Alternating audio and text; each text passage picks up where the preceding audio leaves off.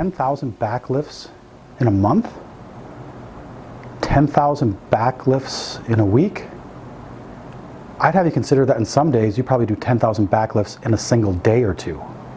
Now, if you haven't watched the module yet about the spinal leverage ratio, please review that now. But what we're looking at is this technique and trying to eliminate it.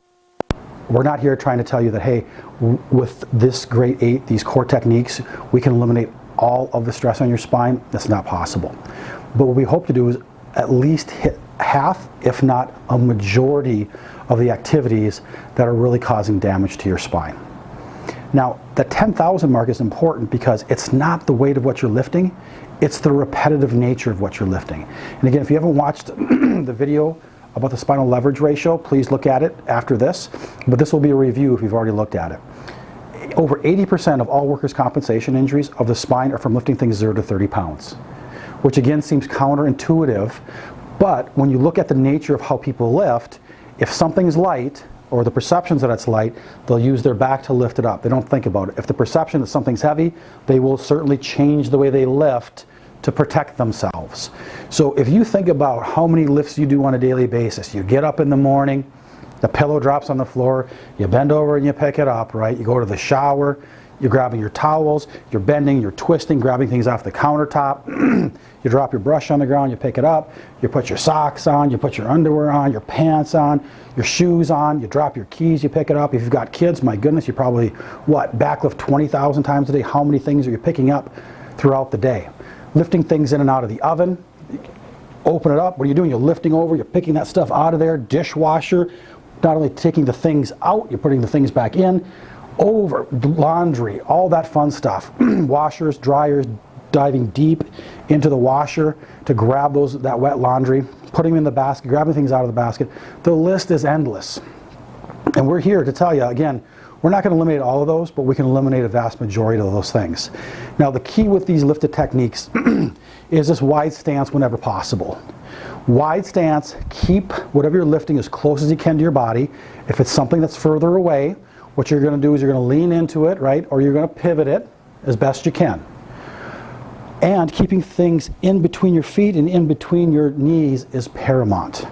So when you lift something, I'm going to lift something off the ground, I'm going to get it out of my trunk of my car, I'm going to pick up that laundry that's in the washer and put it in the dryer. I'm not going to do this and take it out of the washer and then put it like this in the dryer, because here's the thing. We all know this, that back lifting is bad for your back.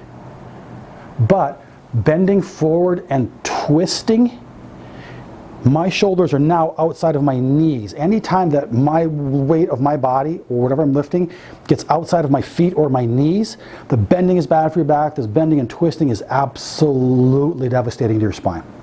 So we want to keep everything in between our feet and our knees. And we can do that by pivoting oftentimes. So I have to lift something up, I need to put it over here, I'm going to turn and pivot and set it down. I need to grab something off of this, I'm going to lift it up. I need to put it on the shelf, I'm going to lift it and set it like this on the shelf. I'm pivoting all the time, trying to keep everything in between my feet. We would encourage you and have you consider to pretend that everything you lift is 50 pounds.